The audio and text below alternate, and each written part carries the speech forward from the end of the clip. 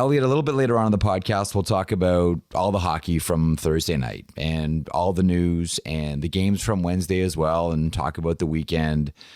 But the big story of the day is Bob Cole, who we lost, passed away at the age of 90, began his career at CBC Radio in 1969, transitioned to television in 1973, and wrapped up in 2019. And between those years, there were about 1 million memories. Elliotte, you and I are basically the same vintage. We were born right around the same time. We grew up listening to Bob Cole. All of our early memories of hockey involve that voice.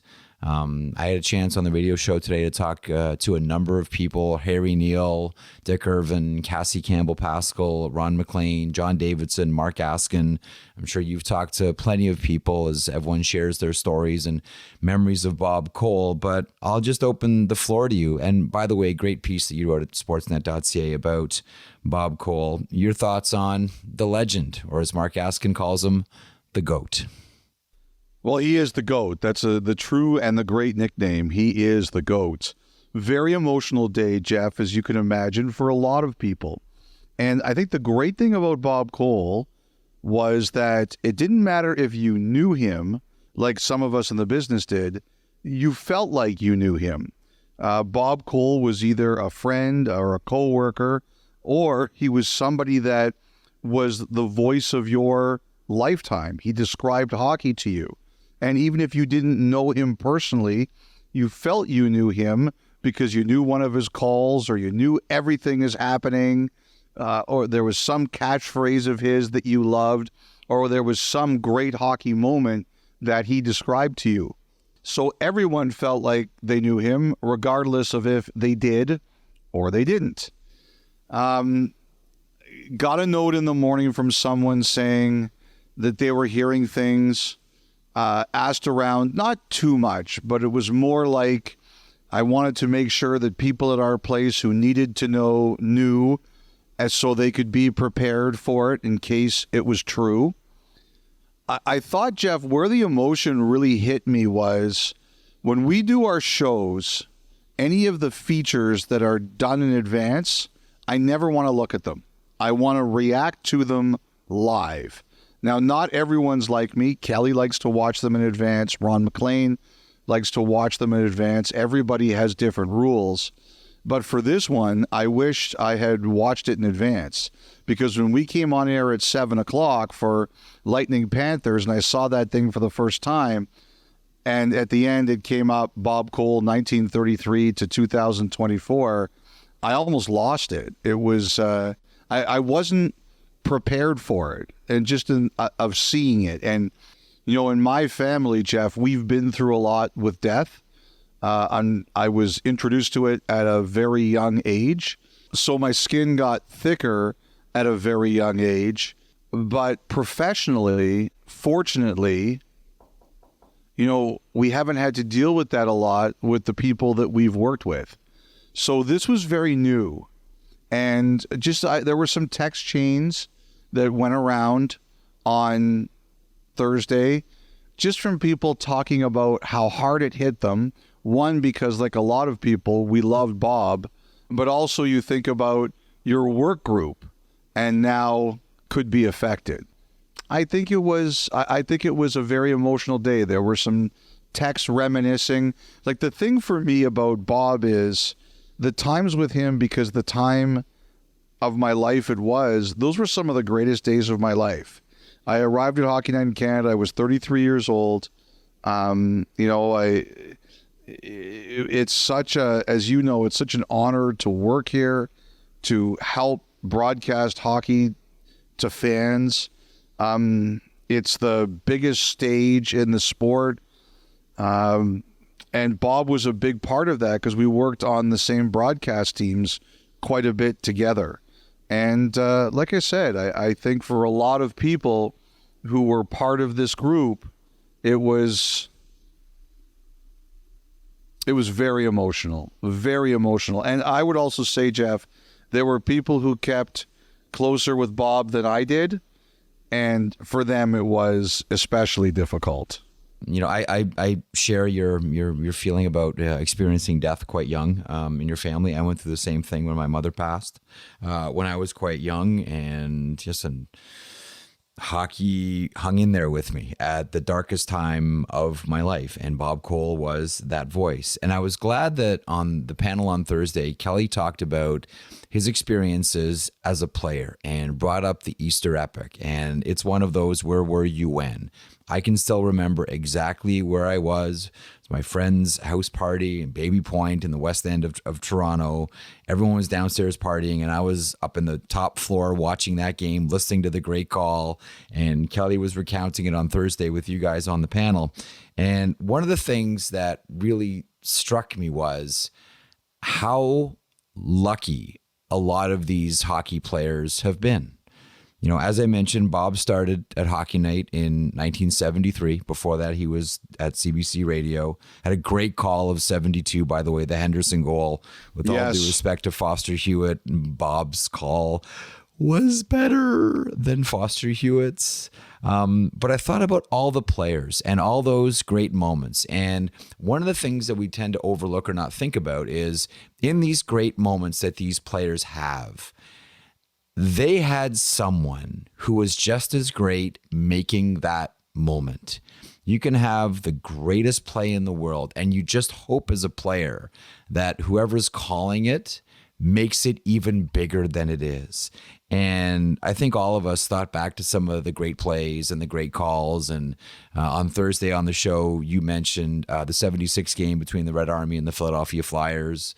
Yes. That was a great booth with Bob Cole and Dick Irv and Denny Potvin. That's basically my first memory watching hockey, Jeff. Yeah, you mentioned that. I thought that was so beautiful, the way you talked about that. And I thought about, in what we presented on Thursday, there was, smiling Joe Sakic, and how many great, and we think of 2002, how many great Joe Sakic moments Bob Cole called. And I go back to the Mario Lemieux goal on the Minnesota North Stars, where he dances Sean Chambers and Neil Wilkinson, and he's just consumed with emotion, and a perfect call comes out of it. Like, that made that moment for Mario Lemieux and hockey even bigger, because the call was so brilliant. But I'll tell you, Elliotte, there's one that I came back to today, and I've watched, I can't remember, more than a dozen times, because the call is so perfect, and it's one of the most emotional moments that we've seen in this past generation of hockey. It's 2014.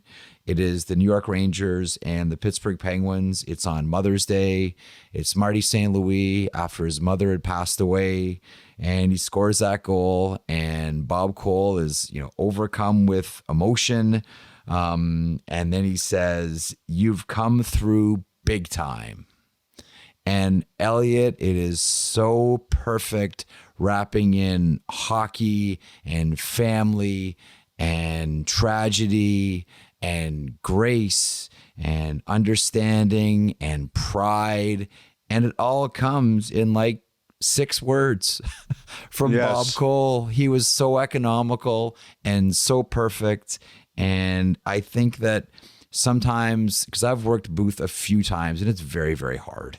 And I have a lot of respect for everybody that does it. The thing that I loved about Bob was that he spoke to the emotion of the game at the time and didn't get bogged down in names and numbers and trying to cram everything in. The game breathed. The game was allowed to have a breath when Bob called it. Ron McLean always talked about how Bob didn't call the game, he sang the game. I mean, Bob was a symphony. Bob was melodies rising and melodies falling and rising again. And like that was Bob Cole. And I keep coming back to the players, at how lucky all these players were from 1973 to 2019, that for all their great moments, they had someone who made their moments even greater. All true, Jeff. Great stuff. Nobody read the crowd and rode the emotion of the crowd better.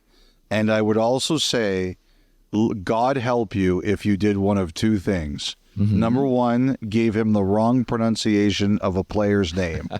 You were doomed. And if the player said, "I didn't care," Bob would say, "How do your parents say it?" Or if you talk during play, that was whistle to whistle. That was Bob's time. You could do whatever you wanted outside of that, but whistle to whistle was Bob's time. And I never worked as an analyst sitting next to Bob, but those that did, they knew that if they started talking during play, they were getting the Heisman. He would put his hand up in their face and say, "Not now." Didn't say it, but you knew what he meant. Just, it's just, I really like to think of these days. I remember when Joe Louis, the famous boxer, died. I believe whoever was doing the eulogy asked the audience to clap because he wanted everyone to think about Joe Louis positively. I've always remembered that story. And so today, when I think of Bob Cole, I smile and I laugh and I think of all his great calls and all the fun moments. But like I said earlier, I think it was a heavy day for a lot of his coworkers, including, as I said, people who were closer than I was, because he was such a massive, massive presence on the show. And it's just a reminder that all of us are getting older. He made hockey better. Condolences to the family and friends of Bob Cole. Murphy back, he missed it. Minnesota on and right in front of again, Barrasso. Had to be good to stop Berezan. Here's Lemieux. The center penalty coming up. Look at Lemieux. Oh my heavens. What a goal. What a move. Lemieux. Oh, baby. Okay, welcome to 32 Thoughts, the podcast presented by the GMC Sierra Elevation. Jeff Marek, Elliotte Friedman, Dom Shermatti along with you. And Elliotte, two teams have their backs against the wall. Insert the cliches. Leave it all on the ice. No tomorrow. For the Tampa Bay Lightning and New York Islanders. Florida beats the Tampa Bay Lightning 5-3 on Matthew Tkachuk's empty net goal. And the Carolina Hurricanes have the Islanders back up against the wall, courtesy of a tremendous game by Frederik Andersen. We're going to get there in a second. They grab a 3-0 series lead and take a good dent and take a good chunk out of the Islanders' net minding in the process. Meanwhile, we'll start with the Battle of Florida, and we are close to seeing a changing of that state's guard. The Florida Panthers with a 3-0 series lead. Holy smokes, Elliotte. Could the Tampa Bay Lightning actually get swept here? I never would have imagined it. There was a note from one of our producers after the two games were over on Thursday night. He said the Eastern Conference playoffs could be over by Tuesday. What a sobering thought that is. Sobering. I wouldn't have believed it, Jeff. I don't think that I never go into the playoffs thinking there's going to be a sweep. Never. No matter how many points there are between, say, a 1 seed and an 8 seed or anything like that, I never believe there's going to be a sweep in the playoffs, and we could get 3 of them in the Eastern Conference. This series, Bobrovsky has been huge. He made another 10-bell save in game number 3 on Matt Dumba. The stretch. Yeah. Matt Dumba is going to be having nightmares of this guy all summer. And again, it's kind of like we've talked about a couple of these other series, like Carolina Islanders, in the sense that Florida's just a little bit better. And, the guys who I'm really happy for after game number 3 are Kyle Okposo and Steven Lorentz. These guys are only in the lineup because, 1, Ryan Lomberg is sick, and 2, Sam Bennett is hurt. And I mentioned it on the broadcast. There was a Raptors head coach, Darryl Walker. He was the second head coach in Raptors history, and we did not get along. But he always had one saying, and that is one man's injury is another man's opportunity. He always said that every time there was an injury, that would be his line. As a matter of fact, after one point, we started just asking him about injuries to get him to say that line. But those two guys, Lorentz and Okposo, think about Okposo. It's pretty incredible when you really put it to your head. He leaves the Islanders, He's in the playoffs in 2016. In his second last playoff game that year, which was against Tampa, he has a goal. And he signs a 7-year deal in Buffalo. When you sign that deal, there is no way there's anything in your mind, Jeff, that you're not going to be in the playoffs for 8 years. You're thinking, oh, this is going to be great, up-and-coming team, new home. The idea when you sign a contract like that it's going to be 8 years until you make the playoffs, it is completely foreign to you. And he gets in, and he gets an assist, and, Lorentz had a huge game as well. Tkachuk scores twice, but Bobrovsky makes the big save. But that line, that was a huge difference maker in Game 3. And when you go on the road, you're not going to get the favorable matchups. There's going to be times out there where your fourth line is going to be caught out there against players they shouldn't be playing against. And whenever they get offense like that, it's a bonus. It's a bonus. You mentioned that Buffalo Sabres, and you and I talked about this on the radio show on Thursday. Tyler Myers, the only active player in the NHL who played in a playoff game for the Buffalo Sabres. If you're looking for a sobering thought, Elliotte, and that one comes from Stan Narodka. Yeah, I know, wild, right? Tyler Myers, the only active player to have played in a playoff game with the Buffalo Sabres. Okay, you got to come clean with me here, because I'll admit it, I'm willing to bet that anybody who watched the game probably thought it too. When Matthew Tkachuk scored the empty net goal, was there not a part of you that said, who's coming? I did think about that, and I actually thought the end of that game would turn into a much bigger gong show than it was. So did I, Elliotte. So did I. I really did. I have to say also, too, that I know Bobrovsky made a good save, but the best goaltender in the game statistically was Steven Stamkos. I didn't think he was getting up. And he stayed in the play. Here is Tarasenko moving to the circle, and it's blocked by Stamkos. Reinhart fires wide. 2 chances at the empty net. Like I said, I don't know what's going to happen here. I don't know. It's still too soon. But you watch that play, it's still weird to me, beyond weird to me, to think about the possibility of a Lightning team without Stamkos. And, and it shows how much he cares. He goes down and makes that's road hockey. That's how you go down and make saves in road hockey. I don't know. The guy's got a big heart. I mean, we already knew that, and we were reminded of that in Game 3. That was a hard shot from Vlad Tarasenko. Yes. And when he ate that, and when he finally did get up, did you not think he was going to the bench? He went into the offensive zone. I know. I know. It was incredible. He's going to feel that one tomorrow morning. Oh man, nails. And I'm sure you've played with guys before. And I know there's a lot of players out there, men and women, who kind of think this way, that if a non-goalie goes down to block a shot, especially an empty net, you're supposed to drive it right through them. Oh, yeah. But even in beer league, I've seen people do this, which is ridiculous. In beer league, for people to do that, it's a joke. But that there are players, and I don't know if Tarasenko's thinking this or not, but I would understand if he was. They think, you're going to try to block this, you're going to regret it. He's got a bullet of a shot to begin with. Yes, he does. I think he was trying. Like, you look at the way he was moving and changing his blade. Like, he's trying to score. Yes, he's trying to ice that game. I don't think he's like, oh, free shot at Stamkos here. Florida Panthers killed off 4 Tampa Bay power plays. That was a huge story here. But the big story: 3-0 series lead for the Cats. Steven Stamkos may only have one remaining game for the Tampa Bay I don't see Lightning. it. I can't see Florida. I know. I can't see Tampa going down 4 straight, especially at home.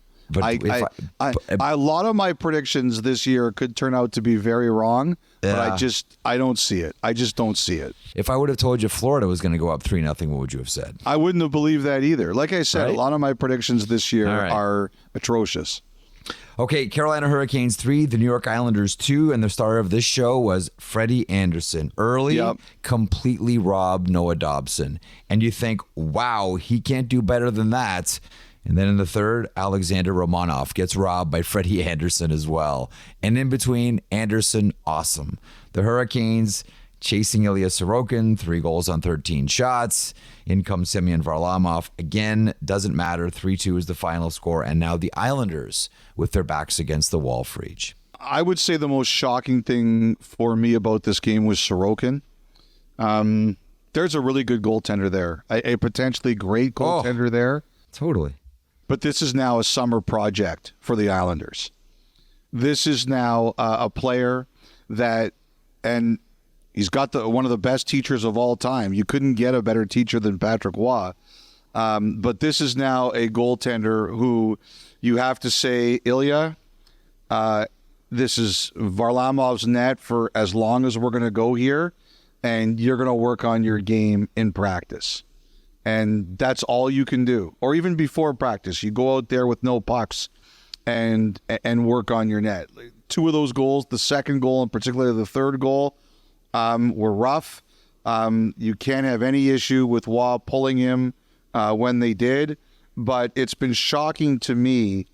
2 months ago when I said I thought the Islanders were going to make the playoffs because they had the best goaltending of all the teams on that bubble, I didn't think that was one prediction that worked out without even intending it to work out, because I was talking about him and not Varlamov. But Varlamov came in, he settled them down, they had a chance to win or at least tie, and as you said, Anderson, who's been fantastic in these playoffs, shut them down. I'm less surprised of a 3-0 lead in this series than I am in the Tampa-Florida series. But again, I still don't see the Islanders going down without a fight. But this one has been more predictable. Carolina is just a little bit better. Even without 2 key players now, Pesce and Faust, they're still a little bit better, and this series has shown that. Quick thought on Freddie Anderson here. He was tremendous in Game 3. Yeah, he's been phenomenal. It's interesting in the sense that I think people were expecting to see Kochetkov at some point, just because Anderson missed a lot of the year, and he's, you're always very protective of him. But, I think now you're going for your sweep, and then you can just give him the time off if you have to. I don't see why you'd make that switch now. We should also mention Faust. Yes. I watched the Bally's interview in the pregame, and Tripp Tracy is doing the interview with Brind'Amour. And when Brind'Amour says that Faust could be out for the year, you could tell Tripp was not expecting that answer. The look on his face, he was stunned. And because if you go back to right before the playoffs, Don Waddell in his regular season ending address, he indicated that they didn't think it was that bad, but obviously they found something between then and now that indicated he's going to be out for the year. Pesce, they're much more optimistic. I don't think his situation is anywhere near as dire. I think it's kind of like a frustrating injury in the sense that it just takes a little bit of time. But the Foss thing, it really blew people away. Not only Tripp Tracy, who heard it live and was like, are you serious? Okay, we'll park the games here for a couple of moments, but I want to start with the story of a player that everybody has wondered about, that you wrote about at sportsnet.ca and sure made some enemies about at sportsnet.ca in the process. William Nylander and the phantom injury keeping him out of the lineup. Well, it's not a phantom injury. It's a very real injury, and there were a lot of people who were unhappy with me on Thursday, and you know what? That's life in the big city. You accept the consequences of your actions. I knew there was a chance that was going to be the case, and I accept any reactions that are negative. I'll be honest. I don't like talking about injuries around the playoff because, unlike people who think that injuries don't get targeted, I do think injuries get targeted. I think it's naive to assume anything different, although I'd like to think that concussions are treated differently. This one just got out of control.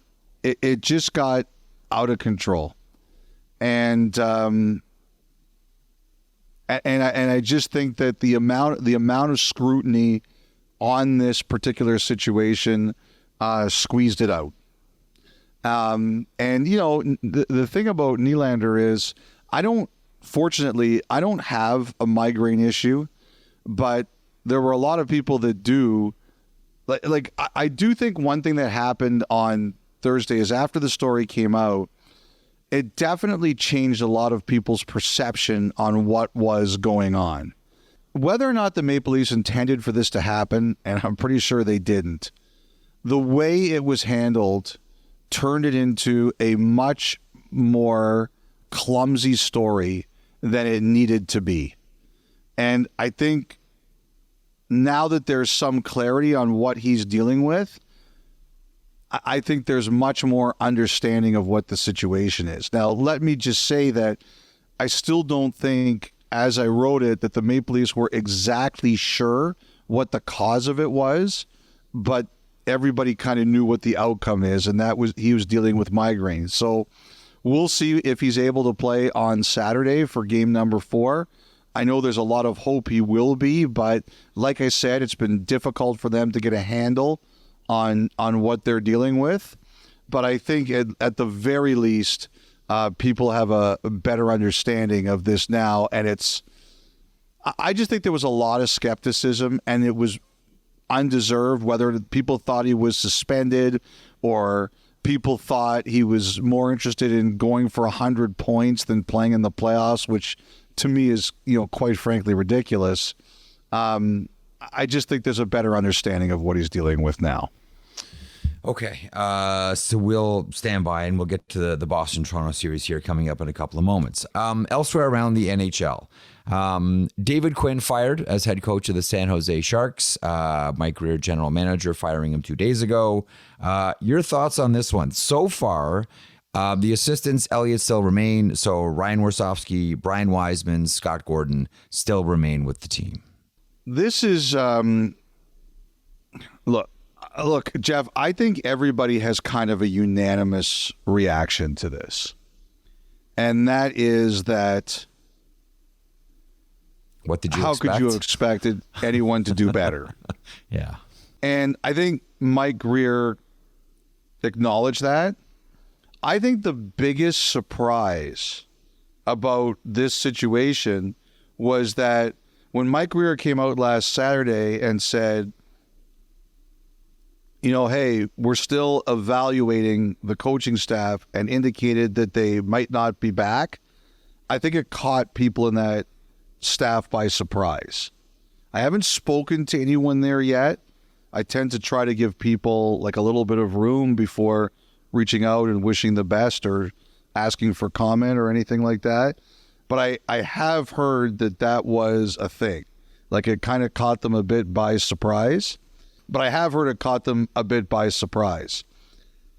I'm still trying to figure out where this is going. One thing I absolutely believe, Jeff, is that this year, the San Jose Sharks went from we're in a retool to we're in a rebuild.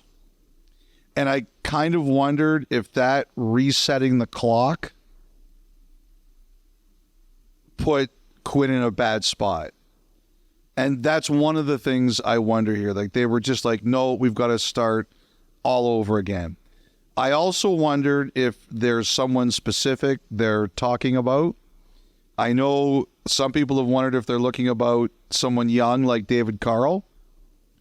Other people thought that maybe they'd go to because of the way they didn't defend well this year, which also is very much down to personnel.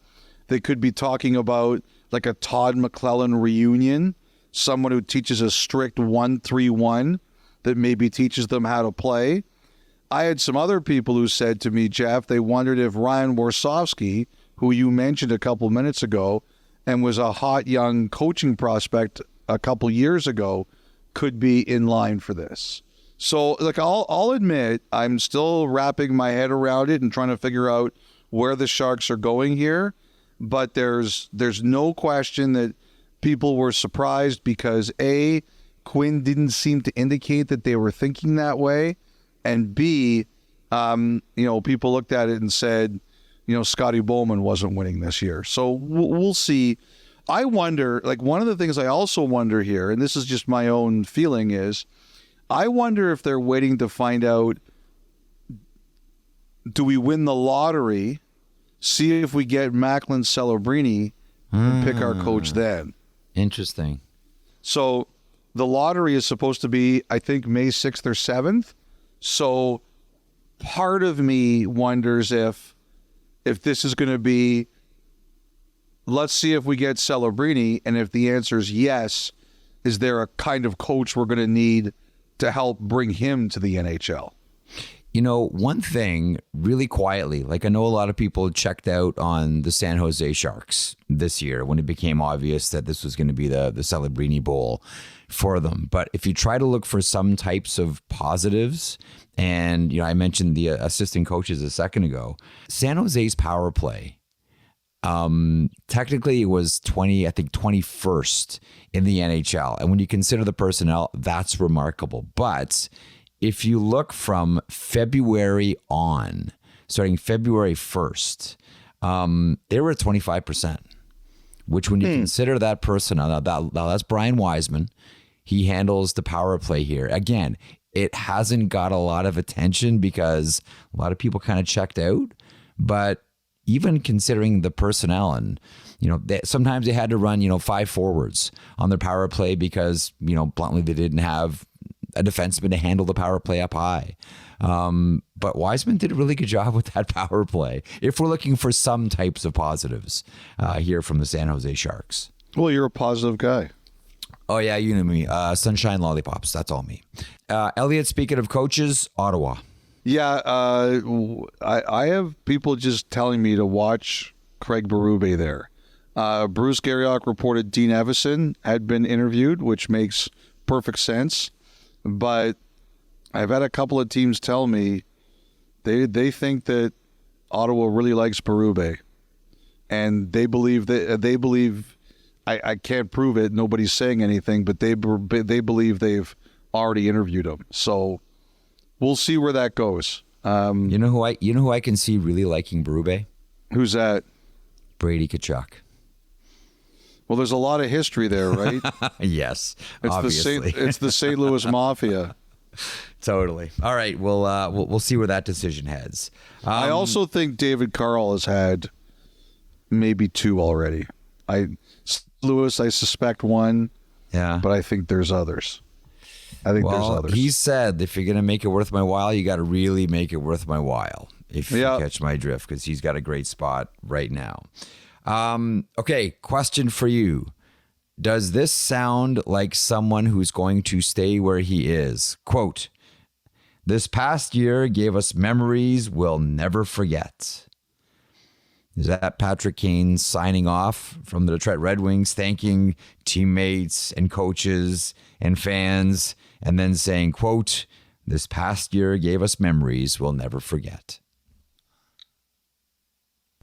Yeah, I understand why everybody is saying this, especially when you combine that with his exit interview with the media in Detroit.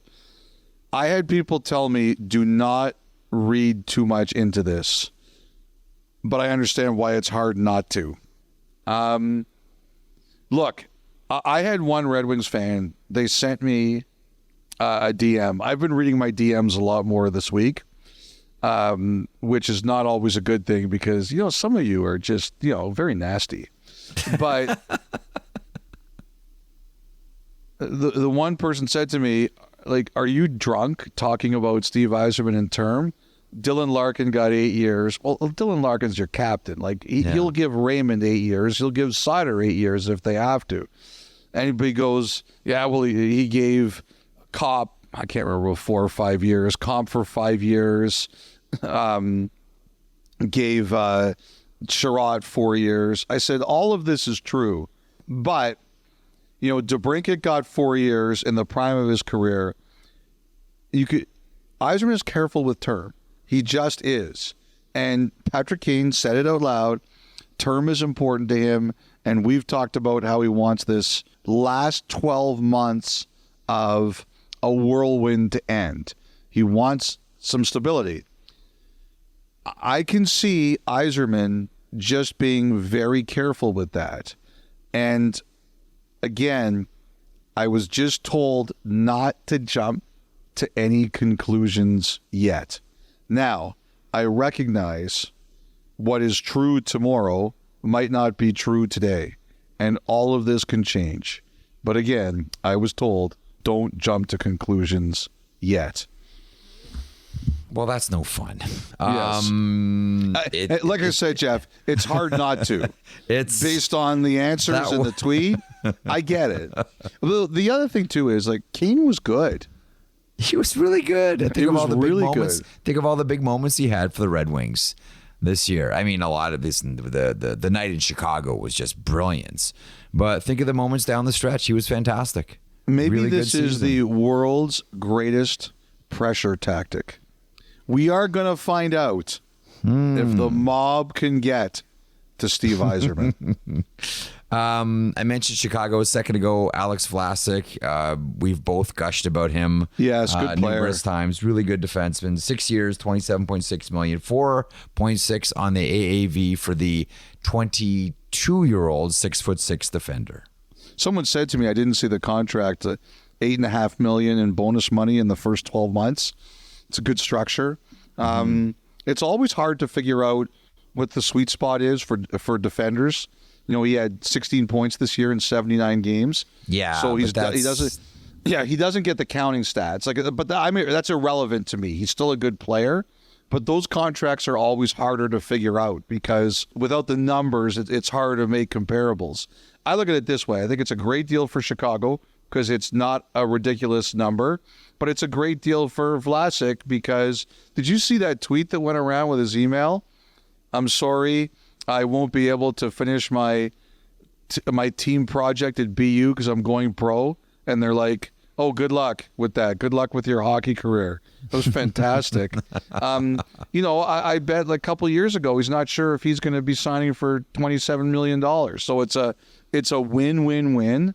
And he's a good player, and I'm happy for Chicago, and I'm happy for the player. Couple more things quick here. I don't know how much of a peek you had at the Delta Center in Salt Lake City in Utah, the NHL Hockey in Utah event, where Liam O'Brien became a cult hero to the surprise of no one.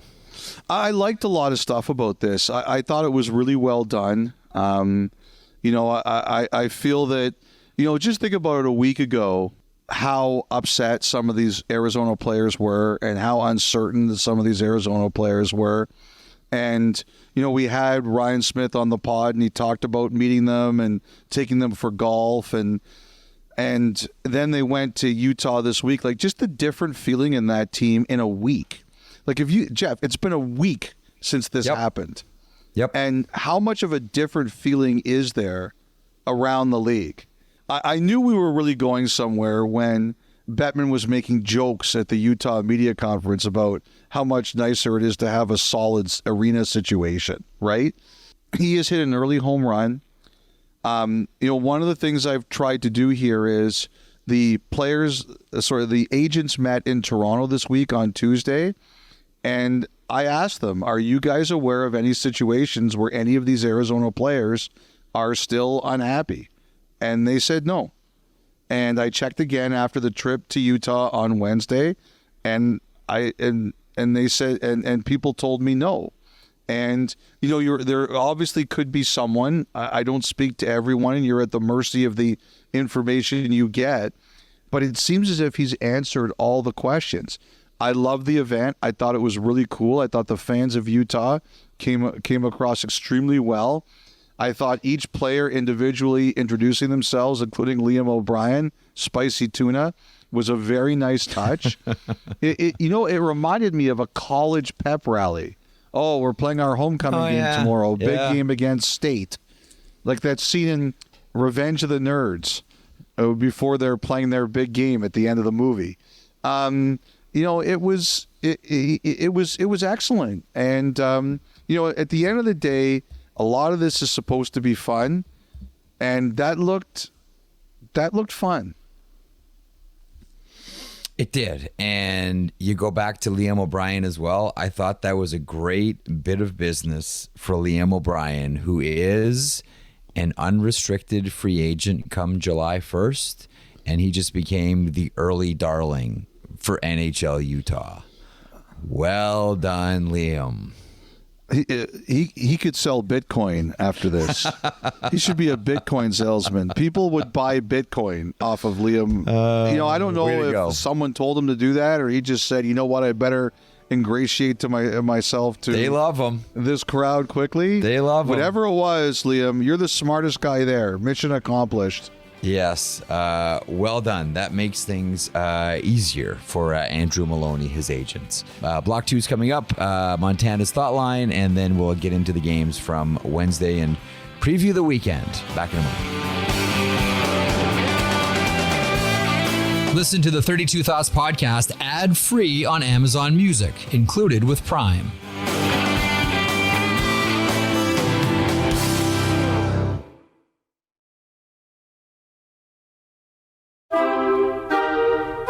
Welcome back to the podcast. Time now for the Montana's Thought Line. Montana's Barbecue and Bar, Canada's home for barbecue. Try the ribs. Try the ribs. You got to try ribs. 32 Thoughts at sportsnet.ca, 1-833-311-3232. As always, thank you to Rick Turner for the lovely tunes. 32 Thoughts at sportsnet.ca, 1-833-311-3232. We will start, Elliotte, with Bruce, Toronto-born, Willowdale raised, now lives in Henderson, Nevada. I like this guy. Yeah, I know. I like him already. I'm Toronto-born. I was Willowdale raised, and I would like to live in Henderson, Nevada.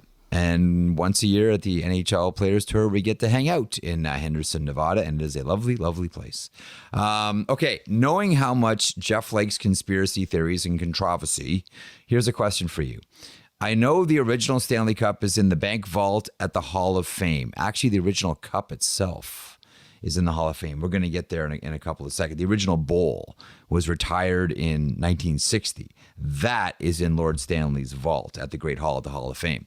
But it appears there are Stanley Cups in both the ESPN and TNT studios. Unfortunately, I can't get Sportsnet broadcast down here, so I don't know if there's one in your studios as well.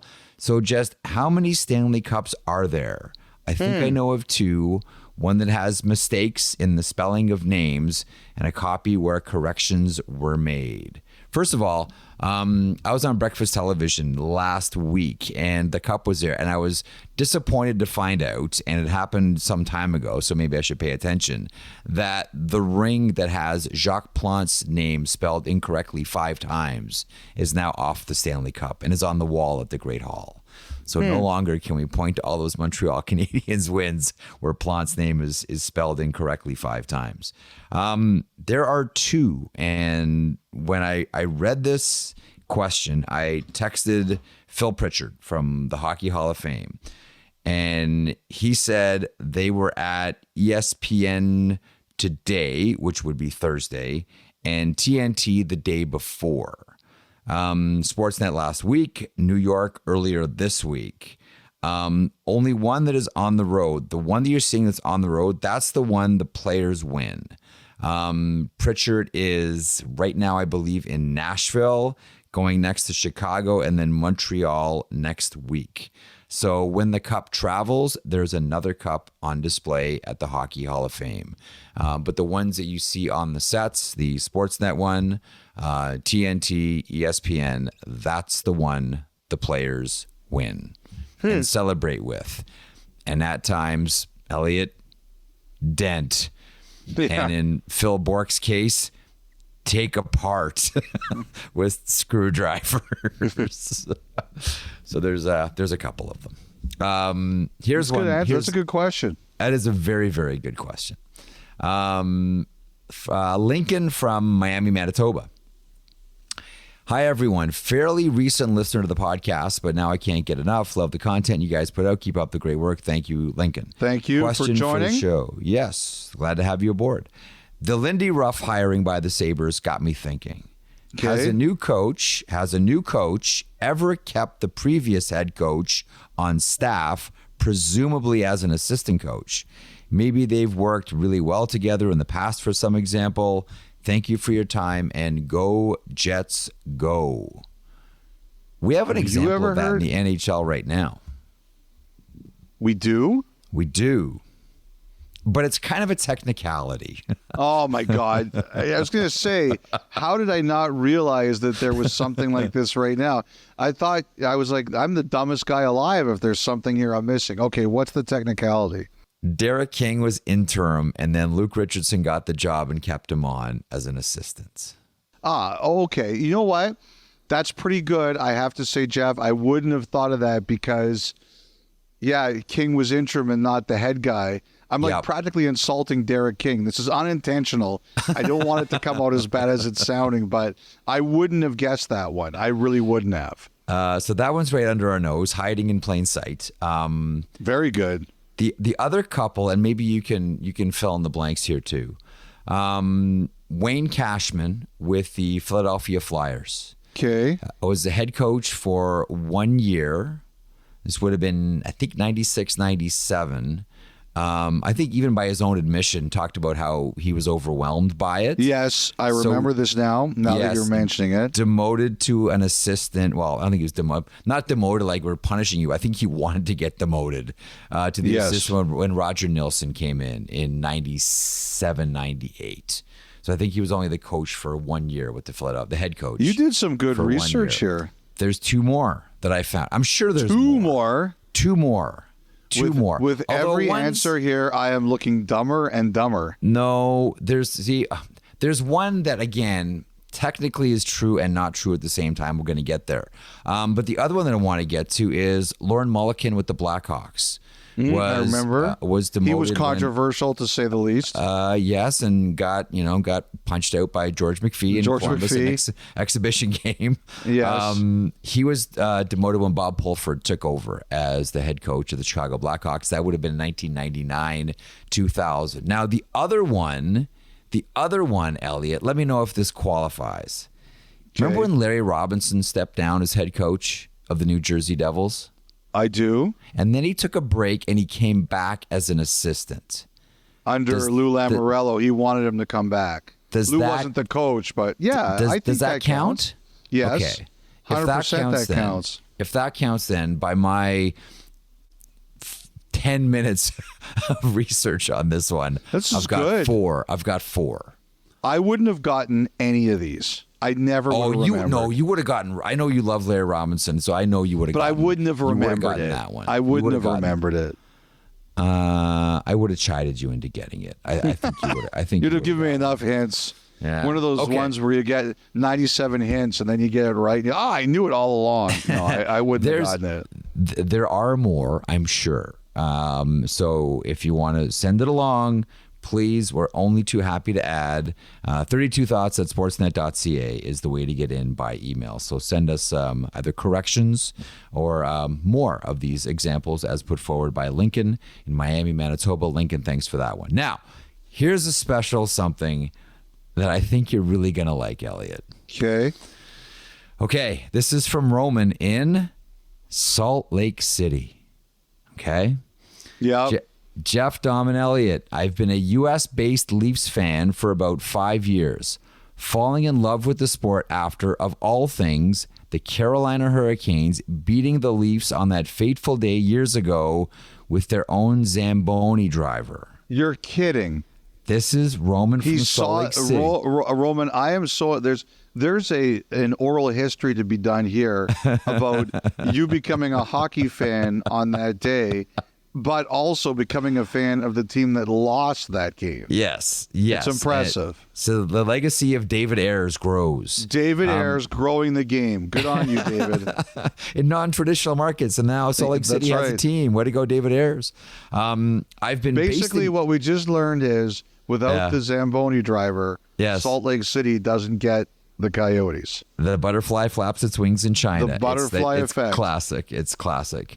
I've been based in Utah for the past year, And I'm very excited to have an NHL team a mere 40 minutes away from me. Oh, Roman, that's awesome. Congrats. Thanks for all the excellent information and intelligent dialogue. Well, at least Jeff checks those boxes. I like Roman. Roman's my guy. I take it all back. It's helped me learn so much about the inner workings and the history of the game. Now, here's the money part. I'm a barbershop quartet singer. Yes, this is a real thing. And a freelance audio engineer. And I got the earbug to write and record a quick little jingle. It's no full band production, but I just had to send it your way. Warm wishes from Salt Lake City. Roman from Utah is going to take us out with this. Jeff, Elliott, and Tom on 32 Thoughts. Try the ribs today. Oh, yeah.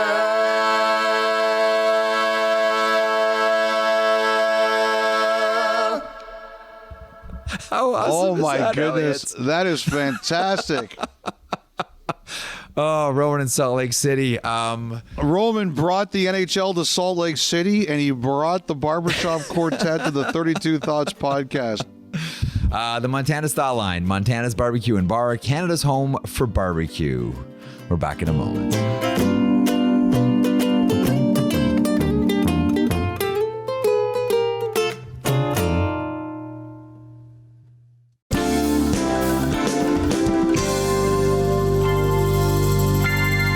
Welcome back to 32 Thoughts, the podcast, presented as always by the GMC Sierra Elevation, Elliott. Check your oil. Okay, very good. Good PSA there, everybody. Thanks, bud. Listen, it'll be a really busy Friday night. It'll be a very busy Saturday. But before we get there, and we'll sort of wink at some of the games coming up here with a peek backwards. The Boston Bruins and the Toronto Maple Leafs. We talked about how Austin Matthews was the story in Game 2. Man, the story in Game 3 was Brad Marchand. What a command performance by 63 on Boston. Yeah, I had some buddies of mine who were big Leaf fans who were pretty mad just because leading up to that game at the right before puck drop, we all have one thing we all say, Kevin Kelly and I said Marchand's had 3 assists, but he really hasn't imposed his will on the series yet, and then he went out to do it. There's been some interesting coaching commentary in this series. Yes. First, Jim Montgomery upset that they're spending too many days in Toronto, which, like, to me is like, someone's like, does that, which to me was like wild. I mean, it's the playoffs, you know, which to me, like, I was like, that's what we're complaining about now? Okay, I'm not wasting any time with that one. And then you can tell. Now, I know the Leaf fans are mad about the officiating in this game. Number one, they got more power plays. Number two, they got to fix their own special teams. Mm-hmm. The only thing I thought was really egregious was I thought in the last minute, the Tavares penalty, I didn't think was a great call. And Marchand could have gotten a penalty right before the empty netter. And it's obvious what Keefe is doing here. He's trying to get some calls on Marchand. He's a great player. He imposed his will on the game. You're right. Game 2 was the Matthews game. And I think there were some reports that he had food poisoning, which I believe is true, the night before Game 3. Game 3 was the Marchand game. And, you know, obviously Game 4 on Saturday night is a huge game. As you know, power play, penalty kill, the goal is to be at 100. The best teams are at 100. Toronto is at 59. The only teams that are worse are the Kings. They're at 43, but they're even in their series. And Dallas is close. They're at 66, and obviously they're in trouble. Toronto has to get its special teams together. The other thing that Toronto's going to have to deal with here is Sheldon Keefe in Game 3 had an obvious strategy, and that strategy was get Mitch Marner going. He played him 8 minutes in the first period, which was more than anyone else, And I understand what he was trying to do. He was saying, we have to get this guy going. We can't win the series without this guy. I understand why he tried it. I completely get it. But what it does do is it throws off your rhythm with some of the other lines. And you could do that, I think, in Game 3. I don't think you can do that now in Game 4. And again, I know not everyone liked it, and I know not everybody was crazy about how it worked out, but I understood it. You can't do that again. You have to go with your hot hands now. And by the way, Jeff, if you're coaching the Bruins, yes, who's playing goal in Game 4? Swayman. But I think it's going to be Elmark. Okay, but I said that after Game 1. But I have to say that after Game 1. Who go back should to it Swayman. be? And Swayman. who will it be? I think it should be Swayman, but it's going to be Elmark. Montgomery said one very interesting thing, though, on the off day Thursday. He was asked, does the extra day off, there's 2 days off between games 3 and 4. Yeah, he complained about that. Does it influence you? Well, this one wasn't a complaint. He complained the other day. This was more about, does it make your decision easier to bring back, say, Swayman? I knew what the question was about. And he said, yes, it could really do that. But then he basically said, I don't know that still means we're going to go back with Swayman. I am with you. I would go back with Swayman, but I'm expecting Ullmark. Okay. Los Angeles and Edmonton. If I told you the Kings were going to win Game 2, you probably would have said to yourself, that's interesting. I wonder if the score was 1-0 or maybe even 2-1. 5-4. Overtime. Anze Kopitar. I didn't think the LA Kings could win a track meet with Edmonton, but there it was. Neither did I. There it was. Neither did I. I said it a couple times. I'm not sure they can win a 5-4 game. Someone tweeted at me. Oh, really? It was going into overtime. So we're about to find out if the Kings can win a 5-4 game. And the answer was yes. Let me just amend that to, I wouldn't recommend they try to do that 4 times. But number one, they went back with Kempe, Kopitar, and Byfield, and that made a huge difference. Don't break that lineup again. Don't break that lineup again. I thought Mikey Anderson was a lot better in Game 2 than he was in Game 1. I thought he had a really rough Game 1, but you'll remember, like, Doughty is a constant. It's a given. He's going to play well. But you'll remember when LA has looked good against the Oilers, especially in the playoffs, Anderson's been a very big part of that. And I thought he was a lot better in Game 2. Skinner struggled. That was a big deal. Talbot battled. He gave them one more save than Edmonton's goalies, and that's all you can ask for from Talbot. You know, I still think there's a lot of people who can arrive in this series. I hesitate to say this because it sounds ridiculous. I thought Game 2, Connor McDavid was really quiet. Really quiet. So you know what that means, Jeff? He's not going to be quiet on Friday night. That was a game the Oilers will regret. Whoever was losing that game, Game 2, was going to regret it. And in this case, it was Edmonton. Don't look now, but Vegas, even though it's only 2-0, it feels like they have Dallas's back up against the wall, going back to T-Mobile Arena. Mark Stone continues to be a story. It looks like him and Hurdle have played together forever. Yes. This is a team, just when we thought we were comfortable saying you can't just turn it on and off, you need time to gel, the Vegas Golden Knights have flipped the switch, Elliotte. They sure have. My worst prediction this year could turn out to be the Stars if they go out in the first round. And I know I'm going to hear it. Look, I thought there was a chance Vegas could win this series. I did not see it unfolding like this. There's no way I would have predicted this, and nobody out there would have predicted this unless you are paid by the Golden Knights, and I'm not even sure they really predicted it. The one thing here, Jeff, is that defense is your constant.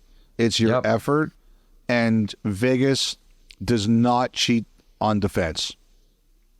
That is a team that is locked down, understands how it has to play in the postseason, and they are committed to it. They did not give the Stars a lot in game number 2. That was a really mean, nasty game. It was big boy hockey. I'm perfectly fine with that. But the thing that I see is the Golden Knights are committed and they are dialed in defensively. And they are confident. Confidence comes with belief in yourself, and it comes with results. They had the belief in themselves. They're getting results. They're sending a message to the league. They held Dallas to 21 shots at home. Yep. Like, Logan Thompson's played well, made the saves he had to make in game 2, but he only had to face 21 shots. You know, I like to talk a lot about sounds. Like, my favorite sound in hockey is a crossbar. Puck hitting crossbar. Love that. I'll always love that sound. I'll take it all day long. I also like hearing hard passes on blades. And when you're a team playing at home, and you can hear the sound of hard passes hitting blades, what does that tell you? The road team has taken the crowd out of the game. Yes. Elliotte, that game was so quiet. Yes. I was stunned. Like, it was, and I'm used to going to Maple Leaf games. It was so Who are you, quiet Joe Bowen? in there. It was so quiet in there for each. Like, Vegas just smothered them. Took the players out of the game, took the fans out of the game, took everybody out of the game. It was incredible. You could hear passes. The thing that would also concern me a little bit for Dallas is, remember last year, Jason Robertson was really struggling, especially against Vegas. Yeah. He's looked really good, and he's the only guy that looks really good. The rest of their offense is really struggling. They didn't do it, and now Maverick Bourque was named AHL MVP. Yes. On Thursday night. First of all, congratulations to him. Very, very impressive season. I wonder. Well, they got a couple of walking wounded here. Yes, Marchment got hurt. Foxa got hurt. They didn't update them. Yeah. But you need a jolt, and you can't wait. Oh no. You can't wait. You're down 2-0. You're going into one of the toughest buildings in the league. You can't wait. If you're doing it, I think you have to do it now. Okay, so a couple of games that we're going to see on Friday, Elliotte. We'll start with the Washington Capitals and the New York Rangers. Look, I'll be honest. One of the big stories, not exactly a secret for the Washington Capitals, has been what's up with Alex Ovechkin. I didn't think that the Capitals, like when you broke down goaltending, blue line, forwards, all of it, that Washington had much of a chance in this series, and it's going to be even harder if they're not going to get anything from Alexander Ovechkin. Game 3, Rangers up 2-0. Friday, the venue shifts. Look, I think that they've game planned for him, and there was a time that it didn't even matter if you game planned for Ovechkin. He would just score. It's different now. The Capitals are obviously not the high-flying Capitals of 5, 10, 15 years ago. So it's not that it's easier to shut them down, but if you're a really good defensive team, and I think the Rangers are a really good defensive team, they're a 1-3-1 team after all, they can do it. They've done a great job with it. I am really curious to see this game on Game 3 because one thing that very rarely happens to the Capitals is they lose the physical battle. And Panarin delivered the big hit the other day, which again, I submit was the right call the way it was done. But the Capitals are going to be riled up. Like a team with TJ Oshie and Tom Wilson on it, and even Ovechkin, who's a beast, they do not get pushed around very often. And look, they're losing. They're at home, Game 3. Yeah. They have their best chance to get themselves back into the series. They're going to be wired to play. I would expect that Game 3, that Spencer Carver is going to say, hey, guys, we were supposed to be the physically dominant team. Maybe we're not as offensive as we used to be, but we still don't get pushed around and we don't get bullied. And I just wonder how the Capitals are going to come out, if they're going to try to come out and assert some physical dominance here. Now, that's not easy when you're playing a team that's got Matt Rempe and Jacob Trouba, but that doesn't mean you don't try. And Barclay Goodrow, et cetera. And Barclay Goodrow, yes. Okay, Winnipeg Jets and Colorado Avalanche. The venue shifts to Denver. This series knotted at ones. After game one, we had all kinds of questions about Georgiev. After game two, we have all kinds of questions about Connor Hellebuck. What are your questions going into this one for game three for each? I think the main questions we have, Jeff, is after game one, we kind of expected that the goaltender under the most heat would be Georgiev. And you would have thought going in, if there was a goaltender in this series who was under some heat, he would be the guy. Well, now after game two, Georgiev recovers with an excellent performance, and the guy who's under heat is the Vezina Trophy winner. And I don't think anybody was expecting that. I really thought that Colorado in this series has done whatever it's kind of wanted to do in the offensive zone. Whether it was the way they enter, whether the way they, move the puck around or cycle, I think they've had their own way out there. And one, Hellebuck has to make more saves, but two, his team has got to be a lot better, whether it's in the neutral zone or the defensive zone, because those Colorado guys are doing whatever they want. That, to me, is the big focus. Can Winnipeg slow down that fast-moving, powerful machine? Elliotte, and finally, we'll finish up with the Vancouver Canucks and the Nashville Predators. Now, the great money quote from Andrew Burnett after game two was, "Commit to the pain." And we saw that in game two. I commit to the pain every time I could do this podcast. Every time I get out of bed, as I get older, I commit to the pain to try to get through a day. That is true, too. Andrew Burnett, we committed to the pain. Now, I have been led to believe that Nashville has a commit to the pain t-shirt in the works. So if that is true, sign me up for a dozen of them, because I love that. Now, as we mentioned last podcast, that's a great way, and albeit a painful way, to win a game, blocking as many shots as Nashville did. I'm not sure if you can do that 3 more times to win this series, but we're going to find out starting tonight, game 3, Nashville and Vancouver. So there was a report on Thursday night that Thatcher Demko was out for the year, which caught me by surprise, because I had heard earlier on Thursday there was some optimism about Demko's situation. I think Rick Dollawall reported the same. I mean, at this time of year, crazy stuff flies around. We'll have to see. But initially I was told with Demko, don't guess. Just don't guess. And again, I heard on Thursday there was potentially some optimism. And the other thing was he traveled with the team, as Dan Murphy reported.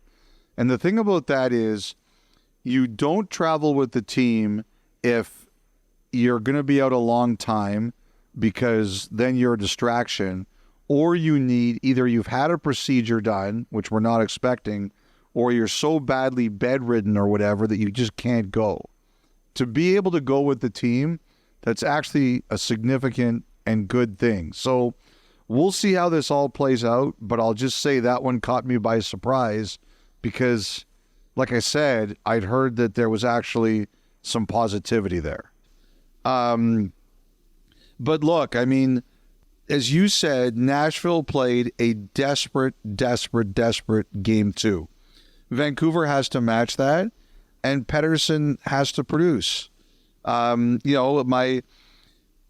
were some people who didn't like the way I kind of defended Pettersson in the last pod. I don't think it's so much as a defense as I just don't like the fact that people say he doesn't care. He cares.